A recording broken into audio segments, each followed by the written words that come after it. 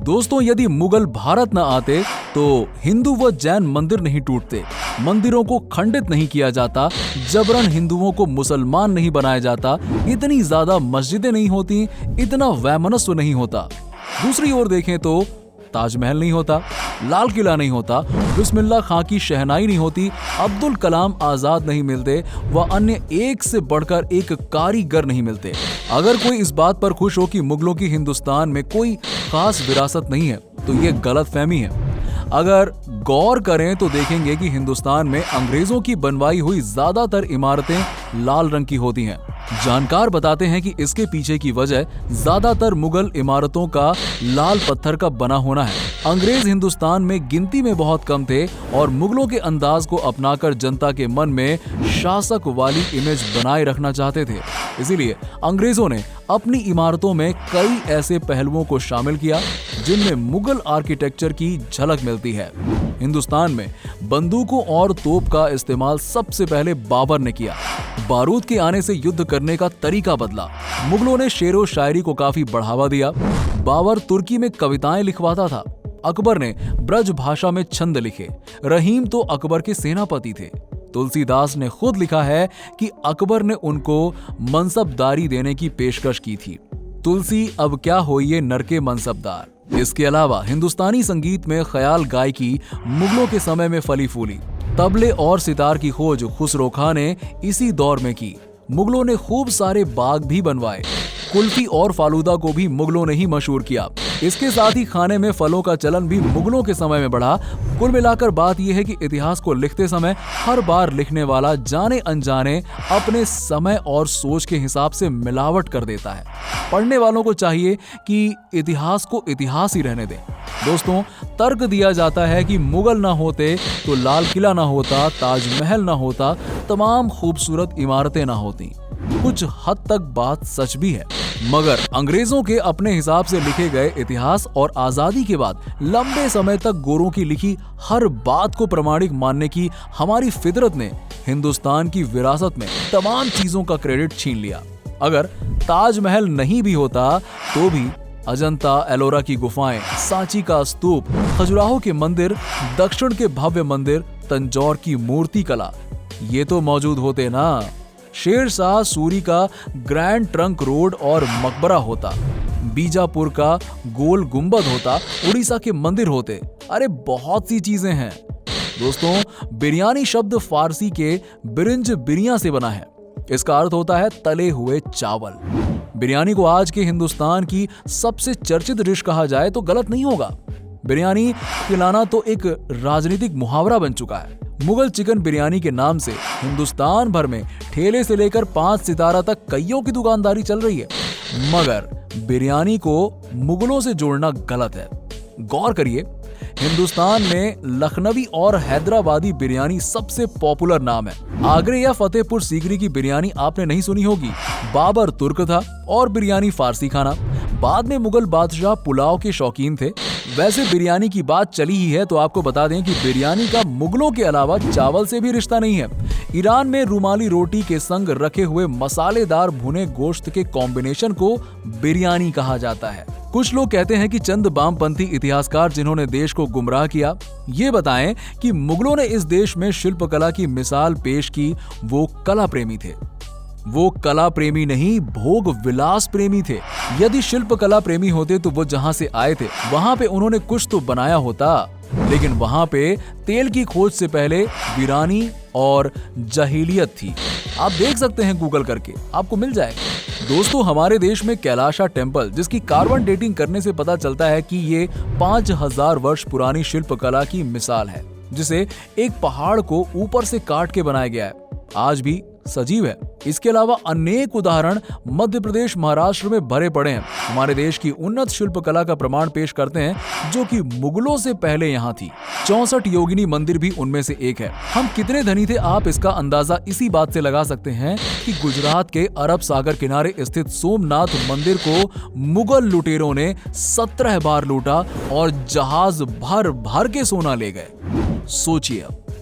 शिक्षा की बात करें तो मुगलों से पहले हमारे पास तक्षशिला व नालंदा जैसे विश्वविद्यालय मौजूद थे, जिसमें कहा जाता है कि 2000 से ज्यादा शिक्षक हुआ करते थे और 10,000 तक विदेशी छात्र उस समय में, जी हाँ, उस समय में यहाँ पढ़ा करते थे। और आज क्या है हमारे पास? हम विदेश में पढ़ने जाते हैं। मुगलों ने नालंदा जलाया क्योंकि वो जाहिल थे। अंग्रेजों ने हमारी शिक्षा नीति चुराकर हमें अपनी बेकार शिक्षा नीति दे दी ताकि हम पनप ना सकें। पहले हमारी शिक्षा व्यवस्था चरित्र और व्यवसाय परख हुनरमंद पैदा करने वाली थी, अब रट्टू तोता बनाकर नौकर तैयार करने की हो गई है। दोस्तों, मुगलों का भारत पर राज्य 1526 में प्रारंभ हुआ। हर्षवर्धन के बाद उत्तरी भारत में ऐसा कोई चक्रवर्ती सम्राट नहीं हुआ जिसने पूरे उत्तर भारत पर राज किया हो। 700 ईस्वी से 1100 ईस्वी तक विभिन्न राजवंशों ने उत्तरी भारत पर राज्य किया, जिसका शक्ति केंद्र कन्नौज था। कृषि और उपज की दृष्टि से देखा जाए तो देश प्रायः समृद्ध था। विदेश व्यापार या निर्यात योग्य उत्पादन उत्तरी भारत में कुछ खास न था। केरल या अन्य दक्षिण के राज्य अवश्य मसालों, काजू या कपड़ों का व्यापार कर रहे थे। वैज्ञानिक अनुसंधान या कृषि तकनीक में कोई नवोन्मेष नहीं हुआ था। मुगलों का राज्य 1526 में प्रारंभ हुआ। शाहजहां का समय आने तक विश्व की जीडीपी में भारत लगभग तिहाई का योगदान करता था। कृषि के क्षेत्र में काफी नई तकनीक उस समय आई। सिंचाई का भी विकास हुआ। वस्त्र उत्पादन और निर्यात में भारत अग्रणी हो गया। इसके बाद भारत में अंग्रेजी राज आया और ड्रेन ऑफ वेल्थ शुरू हुआ। इन 200 सालों में भारत ने बड़े अकालों का सामना किया। कृषि उत्पादन गिर गया, उद्योग धंधों का विकास अवरुद्ध हो गया, देश की जीडीपी वृद्धि दर प्रायः नकारात्मक रहने लगी। अंग्रेजों की भारत को सबसे बड़ी देन कानून का शासन और लोकतंत्र है।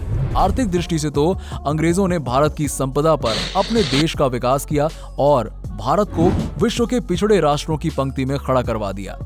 अब इस आधार पर आप आकलन लगा सकते हैं कि किस राज का भारत पर कैसा प्रभाव रहा। दोस्तों, मुगलों और अंग्रेजों ने भारत पर मात्र आक्रमण ही नहीं किया, शासन भी किया। जहां तक मुगलों की बात है, वो तो अपने पूर्वगामी शासनों की तरह ही थे। अंग्रेजी शासन का जरूर अच्छा और बुरा प्रभाव रहा होगा। ये विदेशी शासन था और भारत की लूट पर आधारित था, क्योंकि इसी काल में बड़े पैमाने पर हिंदुस्तान से धन की निकासी हुई, जिसने भारत को दरिद्रता की खाई में डाल दिया और ब्रिटेन को संपन्न कर दिया। मुगल साम्राज्य का अंत तो 1707 में औरंगजेब की मृत्यु के साथ ही समाप्त हो गया था। उसके बाद तो केवल मुगलों के अवशेष ही बचे थे। कुछ मुगल बादशाह भोजन के लिए अपने बर्तन बेचते थे और निर्णयों के लिए दरबारियों पर निर्भर रहते थे। एक कहावत प्रचलित थी कि मुगलों का राज आलम से पालम तक, अर्थात दिल्ली से बाहरी दिल्ली तक ही बचा है। और अंतिम मुगल शासकों के किले के संरक्षण के लिए भी मराठा सैनिक तैनात होते थे और मुगलों के अंगरक्षक भी मराठा सैनिक होते थे। इसी समय ईरानी अहमद शाह अब्दाली ने दिल्ली के मुगल बादशाह पर आक्रमण किया, जिसका सामना मराठी सेना ने किया, क्योंकि मुगल बादशाह मराठों के संरक्षण में था। दुर्भाग्य से 1763 में लड़े गए इस युद्ध में मराठों की पराजय हो गई और मराठा साम्राज्य कमजोर हो गया और अंग्रेजों को शक्तिशाली होने का अवसर मिल गया। दोस्तों, भारत में मुगलों का सबसे बड़ा योगदान ये रहा कि एक लंबे समय तक इन्होंने भारत को बाहरी हमले से बचाए रखा। जब तक ये ताकतवर रहे, जैसे बहादुर शाह प्रथम तक, किसी विदेशी हमलावर को भारत में घुसने और उसे लूटने की हिम्मत नहीं हुई। दूसरा इनका सबसे बड़ा योगदान रहा भारत को एक सूत्र में बांधे रखने का। इनको छोड़कर कोई भी भारत को एक सूत्र में ना तो बांधने का मादा रखता है और ना ही किसी का कोई इंटरेस्ट था। तो भारत का एकीकरण करना कोई छोटा काम नहीं था। और मुगलों का तीसरा सबसे बड़ा योगदान मुगलों द्वारा बनवाई गई इमारतें जैसे ताजमहल, लाल किला, जामा मस्जिद, बुलंद दरवाजा, आगरा किला आदि आदि है। भारत में मुगल और अंग्रेजों ने शासन किया तो सबसे पहले मुगलों ने हमारे देश को लूटा और यहाँ पर अनेकों धार्मिक विसंगतियां उत्पन्न की, मंदिरों को तोड़ा है, धर्म परिवर्तन कराए। बिल्कुल ठीक ऐसा ही अंग्रेजों ने भी किया। अगर योगदान की बात की जाए तो मुगलों के समय में स्थापत्य कला बहुत अच्छी रही। बहुत सारी इमारतें मुगलों के समय की बनी हुई हैं। माना जा सकता है कि मुगल लोग कला प्रेमी थे, ऐसे ही अंग्रेजों ने भी किया। साथ ही साथ देश में और नए नए कार्य अंग्रेजों ने शुरू किए, जैसे कि रेलवे और डाक व्यवस्था आदि अनेक कार्य उन्होंने कराए हैं। उनका योगदान है। अगर बीजेपी की बात की जाए तो मुझे नहीं लगता कि बीजेपी ने कोई कार्य किया है। जो कुछ भी काम किए हैं वो सरकार के काम हो सकते हैं। किसी पार्टी से देश नहीं चलता, देश की सरकार से चलता है। देश लोकतंत्र से चलता है और सरकार में रहते समय बीजेपी हो या कांग्रेस, दोनों ने समान रूप से कार्य किया है, इसमें कोई संदेह नहीं है। दोस्तों, कैसा लगा आपको ये वीडियो? आशा करता हूं कि वीडियो अच्छा लगा होगा। अगर आपको वीडियो अच्छा लगा हो तो हमारे YouTube चैनल को जरूर सब्सक्राइब कर लीजिएगा और ज्यादा से ज्यादा लाइक करिए, शेयर करिए अपने दोस्तों के साथ। मिलते हैं आपसे नेक्स्ट वीडियो में, तब तक के लिए नमस्कार।